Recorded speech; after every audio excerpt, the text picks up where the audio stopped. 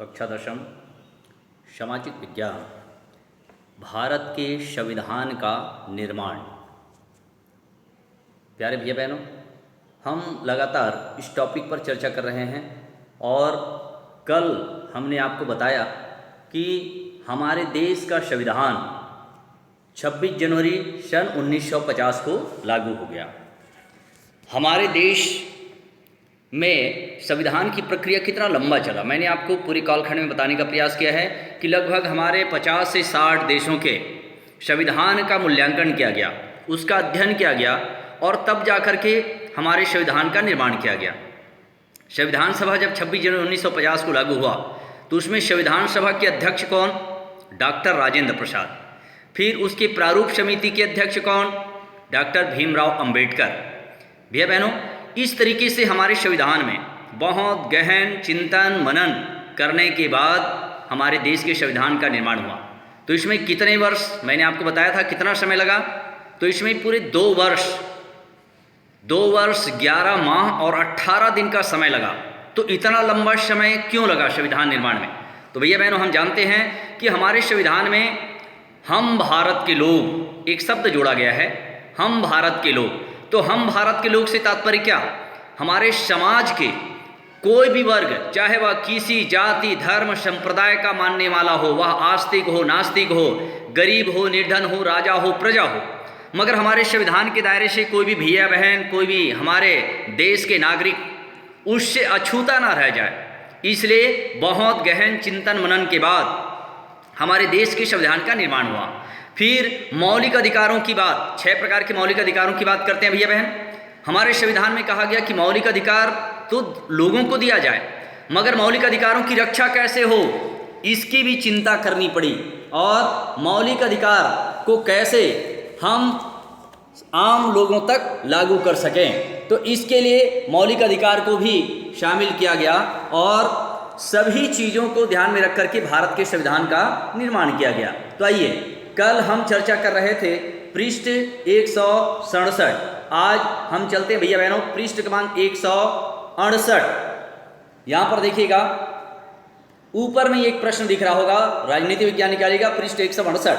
ये कहता है, शानिया देख नहीं सकती है मगर बहुत प्रयास करके बीएड उत्तीर्ण हो गई, लेकिन कोई स्कूल उसे शिक्षिका की नौकरी देने के लिए तैयार नहीं है क्योंकि वह दृष्टिबाधित है।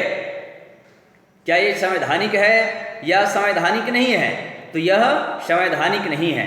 भैया बहनों, अगर उसने बीएड किया है, उसने पढ़ाई पूरी कर ली है, इसका मतलब उसको लिखना पढ़ना आता है और उसमें वो योग्यता है, तब जाकर के वो इस योग्य बनी है और बीएड उत्तीर्ण की है, मतलब उसने शिक्षक बनने की वो योग्यता हासिल कर ली है, मगर मात्र उसके अंधेपन के कारण या इसलिए कि वो देख नहीं सकती इसलिए मात्र उसे नौकरी ना दिया जाए, यह असंवैधानिक है।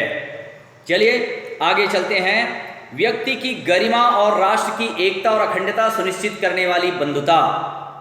तो भैया बहनों, इससे हम देखते हैं, इससे पहले कही गई बातें जैसे स्वतंत्रता या समानता व्यक्तियों के लिए थी। हम व्यक्तियों की स्वतंत्रता और समानता की बात कर रहे थे कि हमारे देश में सभी को स्वतंत्रता पूर्वक जीने का अधिकार है, अपनी अभिव्यक्ति का अधिकार है, किसी भी जाति धर्म को मानने का अधिकार है।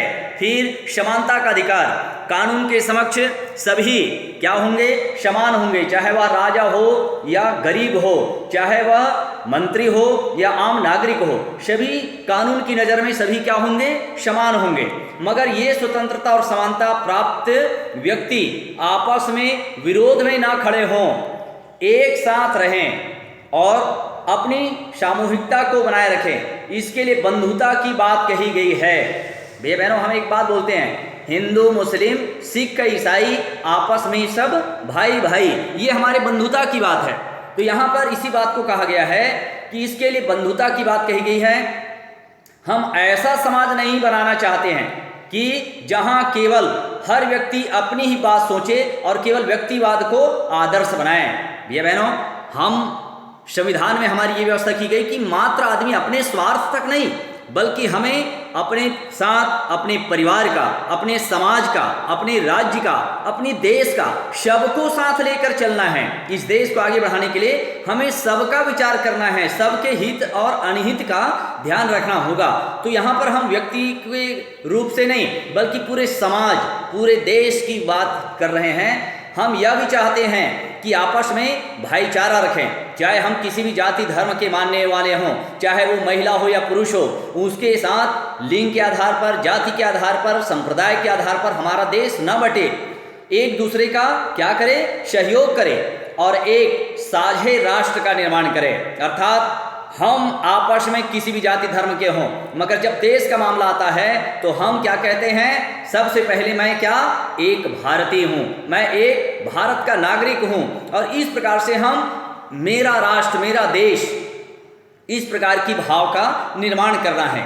लेकिन यह ऐसा भी राष्ट्र नहीं होगा जिसमें व्यक्ति का कोई स्थान ना हो या जिसमें केवल राष्ट्र को सर्वोपरि माना जाए, ऐसा भी नहीं है। मतलब हम राष्ट्र सर्वोपरि है कह रहे हैं, इसका मतलब ऐसा नहीं कि वहाँ आदमी का कोई वैल्यू ही नहीं है, मनुष्य की कोई वहाँ भूमिका नहीं है, ऐसा नहीं है भैया बहनों।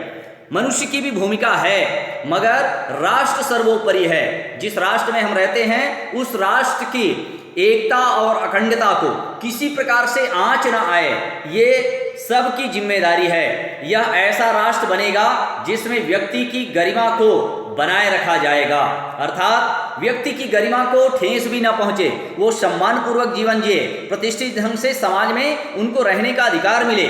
मगर जब राष्ट्र की बात आए तो वह अपने परिवार को छोड़कर राष्ट्र की चिंता करे। और संविधान की उद्देशिका में हमारे संवैधानिक मूल्य अंकित हैं, जिनके आधार पर न केवल हमारे शासन को संचालित करना है बल्कि जिन्हें देश के हर नागरिक को भी अपने जीवन में निभाना है। भैया बहनों, हम भारत के लोग, इस तरह से हम बात कर रहे थे, हम भारत के लोग, माने भारत का कोई नागरिक इससे अछूता नहीं है।